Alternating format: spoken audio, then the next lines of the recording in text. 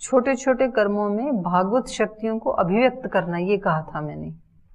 जैसे आप सुबह उठते ही मंत्र पाठ करते हैं, तो मंत्र पाठ के कई तरीके हैं। कोई तो आंख बंद कर करके मंत्र पाठ करते हैं, फिर वापस जाके सो जाते हैं, तो मंत्र पाठ तो उसने भी किया।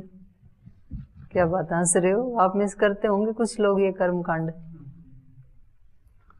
कुछ दूसरे हैं जो मंत्र पाठ तो करते हैं, लेकिन जल्दी ये होती है कि अभी वॉशरूम जाना है, अभी पानी पीना है, तो उसका ध्यान वहां होता है, कुछ आते ही नहीं है।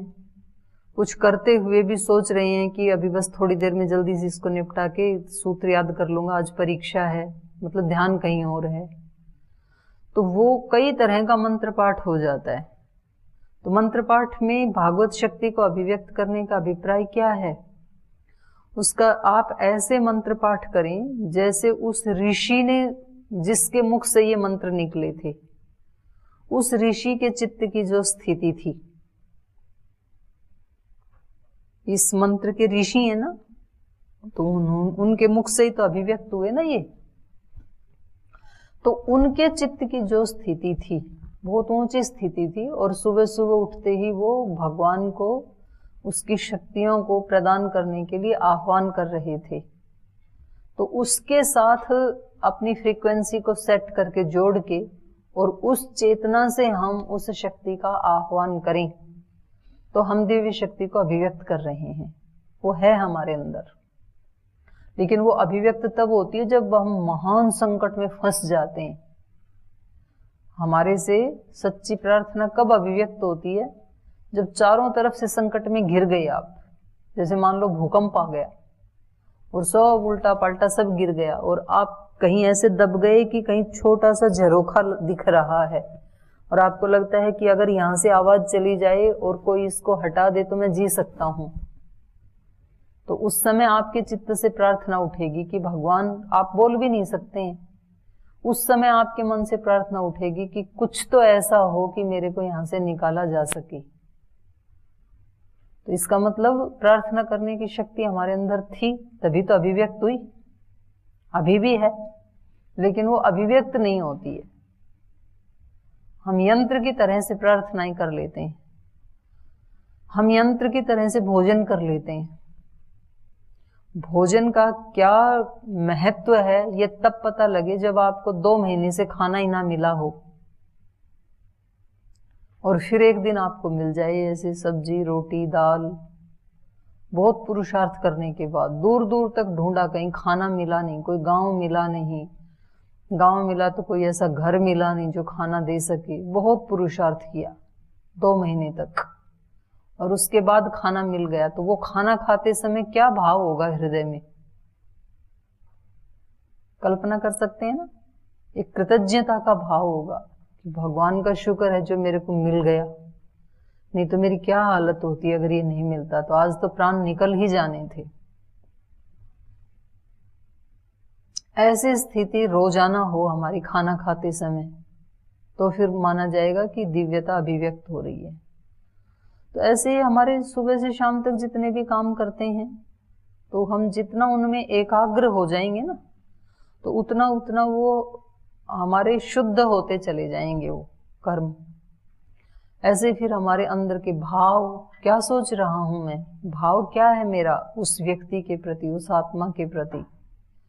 तो जैसे जैसे एकाग्र हुए, चेकिंग की अपने भावों की, तो फिर जो उसमें कुछ जो त्रुटि है, जो दोष है, उसको फिर हम हटा देंगे। दोष तब तक ही दोष रहते हैं जब तक कि हम उनको देखते नहीं हैं।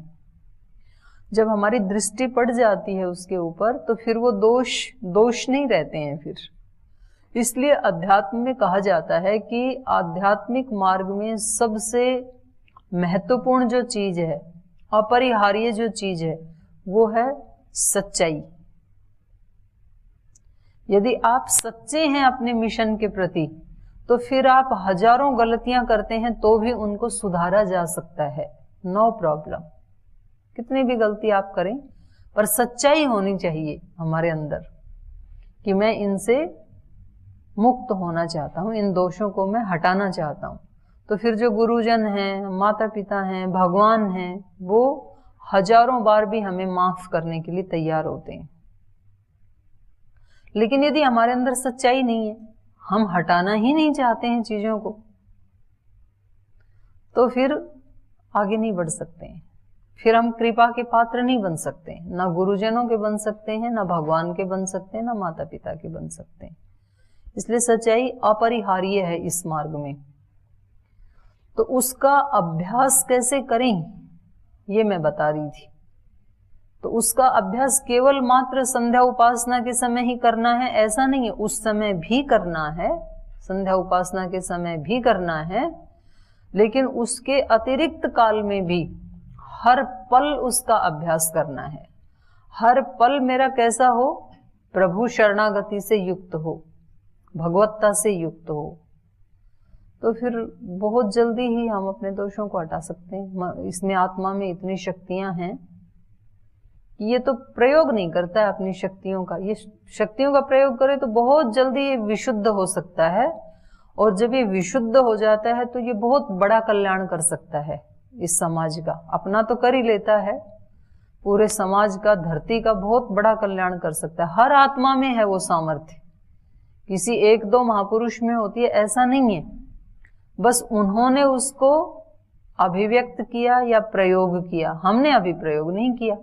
जिस दिन हमने ये मन बना लिया कि प्रयोग करना है इनका, तो आप अपने अंदर एक एक ढक्कन खोल के देखेंगे। जैसे आप कभी किचन में जाते हैं ना और बहुत सारे वहां पर डब्बे रखे हैं, एक एक डिब्बे को आप खोल के देखते हैं, इस डिब्बे में प्रेम भरा है, इसमें करुणा भरी हुई है, इसमें सत्य भरा हुआ है, इसमें अहिंसा भरी हुई है, इसमें वात्सल्य भरा हुआ है।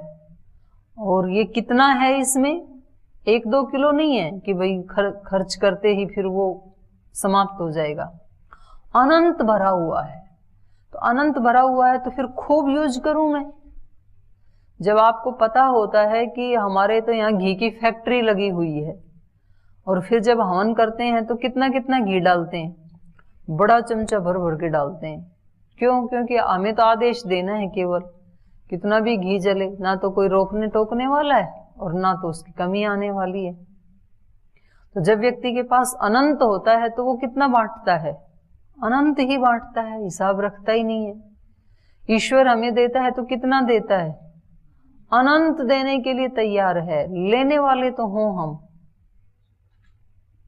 तो ये था कि हम हर पल अपनी उन दिव्य शक्तियों को अभिव्यक्त कैसे करें, कैसे भगवत्ता को हम अभिव्यक्त करें। ऋषियों ने तो ऐसे ही अभिव्यक्त किया, छोटे से छोटे कार्य में उनकी प्रतिबद्धता इतनी होती है।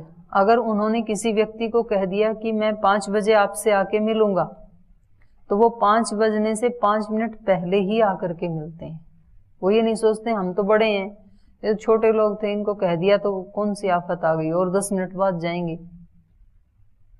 स्वामी जी का शिविर होता है 5 बजे, तो वो ये सोचें कि कोई बात नहीं, मैं 5:15 तक भी जाऊंगा। तो जैसे आप क्लास में आते हैं ना, कुछ है महापुरुष बैठे हैं पीछे, तो कि हमारा 10 बजे का टाइम है तो 10:15 तक भी जाएं तो चलेगा, क्या दिक्कत है। ये कोई महत्वपूर्ण कार्य हो गया वो एक अलग बात होती है, और एक आलस्य के कारण, प्रमाद के कारण आप ऐसा करते हैं तो आप अपनी ही आत्मा की शक्तियों का हनन कर रहे हैं, ह्रास कर रहे हैं। और जब स्वामी जी को पता है कि मेरा 5 बजे का टाइम है और वो 10 मिनट पहले ही आ जाते हैं, तो ये छोटी सी क्रिया से वो क्या कर रहे हैं, अपनी ही आत्मिक शक्तियों का विकास कर रहे हैं, अपनी ही दृष्टि में ऊंचे उठ जाते हैं, सबकी में भी उठते हैं, फिर तो सबसे वही भाव मिलता है फिर उनको। तो ये छोटे छोटे कार्यों से ही जीवन बड़ा बनता है। कोई बहुत बड़े कार्य तो फिर कभी गिने चुने होते हैं जीवन में, 5, 7, 10 होते हैं बड़े, तो नहीं तो रोजाना तो छोटे छोटे कार्यों को अच्छे से करते करते ही बड़े काम हो जाते हैं। कब खाना खाना है, कैसे खाना है, कितना खाना है, किस भाव से खाना है, और कितना रहस्य भरा हुआ है खाने में। एक खाना ही हमारे लिए औषध बन सकता है, कोई औषधि खाने की जरूरत नहीं, मरण पर्यंत। खाने को ठीक टाइम पे खाओ, अल्प मात्रा में खाओ, चबा चबा के खाओ, शांत भाव से खाओ, और उसको खाते हुए भगवान का शुक्रिया करते हुए खाओ। तो फिर देखो उसके कैसे रस बनेंगे। तारिश ऊर्जम नो धेहि, ऐसे बोलते हैं ना कि ये अन्न मुझे क्या देना, निरोगता देना और ऊर्जा देना। तो वो कैसे मिलेगी, जब आप उसको उचित ढंग से खाएंगे तब मिलेगी, केवल मंत्र बोलने से थोड़ी मिलेगी। तो इसलिए खाना खाना भी क्या है, एक यज्ञ है। तो यज्ञ का अनुष्ठान भिन्न भिन्न कामनाओं को लेके किया जाता है, लेकिन वो फल तब मिलता है जब उस यज्ञ की हम एक छोटी सी भी प्रक्रिया को गलत ढंग से नहीं करते हैं। यज्ञ करते समय आप न्याय दर्शन पढ़ेंगे तो आपको पता लगेगा कि वहां पर कर्ता की भावना कैसी होनी चाहिए, सामग्री कैसी होनी चाहिए, विधि भी ठीक होनी चाहिए। और स्वामी जी भी बताते हैं हमें कि आप योग करते हैं तो उसमें मुख्य रूप से 3 चीजों का ध्यान रखना चाहिए। क्या क्या बताओ? समय, विधि और मेथड। मेथड तो विधि होगी, और भाव, एकाग्रता, उसके प्रति भाव कैसा है। तो किसी भी कार्य को करते समय ये 3 चीजें नितांत अनिवार्य हैं। उसका समय, उसकी विधि, और यज्ञ आदि में तो उसकी सामग्री और उसके प्रति भाव, कितनी एकाग्रता है उसको करने में। भोजन करने में कितनी एकाग्रता है। रोजाना सुबह जब ब्रश करते हैं, दांत साफ करते हैं, उस समय दांत साफ करना, इस क्रिया में कितनी एकाग्रता है। नहीं पता लगा कि वो ऐसे ऐसे ब्रश चलती रहती है, मन कहीं और ही होता है, यहाँ कुछ और चल रहा होता है, पता ही नहीं कौन ब्रश कर रहा है। आपको पता लगेगा जब आप ऐसे देखेंगे ना, तो बिल्कुल ऐसे लगेगा कि जैसे देखने वाला अलग है और ये करने वाला कोई अलग है, उसकी अनुभूति होती है।